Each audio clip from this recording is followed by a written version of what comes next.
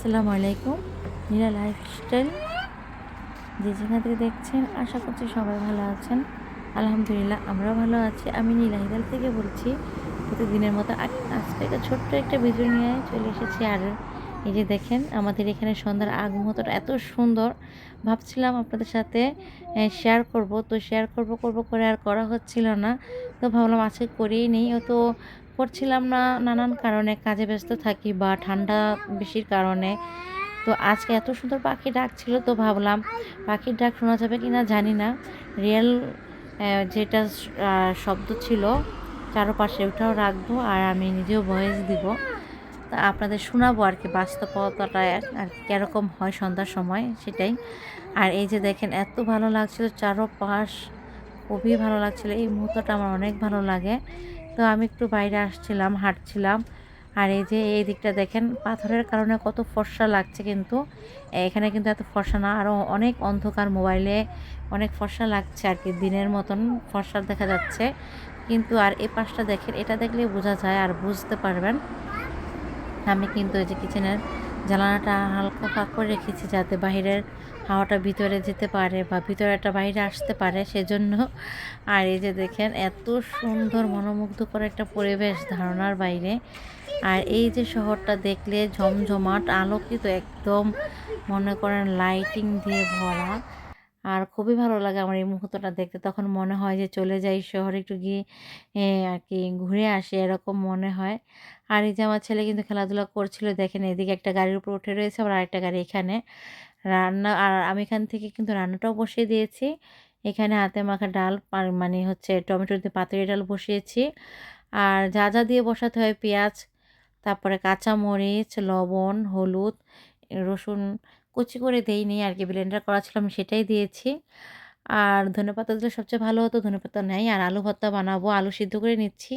আর এখানে পেঁয়াজ, কাঁচামরিচ নিয়েছি। আর এখানে আমার আলুটা সিদ্ধ হয়ে গিয়েছে, আমি ছিলে নিয়েছি। আর এই যে এখন হচ্ছে প্রয়োজন মতো যতটুকু দরকার লবণ নিয়ে মরিচগুলো আমি ভেজে নিয়েছি ভালো করে।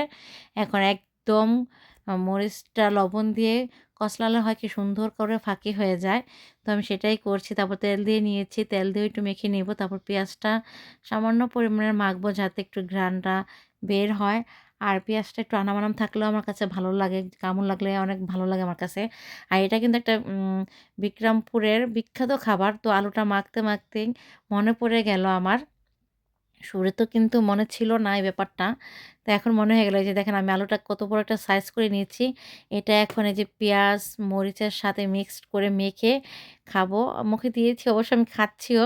আমার কাছে এটা এত ভালো লাগে। এটা শিখেছি বিক্রমপুরের আর কি, এটা একটা ফেমাস খাবার।